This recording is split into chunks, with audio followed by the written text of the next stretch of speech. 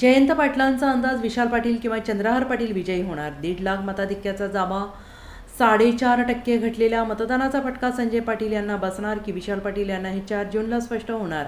आणि हे जरी खरं असलं तरी संजय पाटील आणि विशाल पाटील यांच्या समर्थकांनी मीच 1.5 लाखांवर मताधिक्याने विजयी होईन असा दावा केलेला आहे.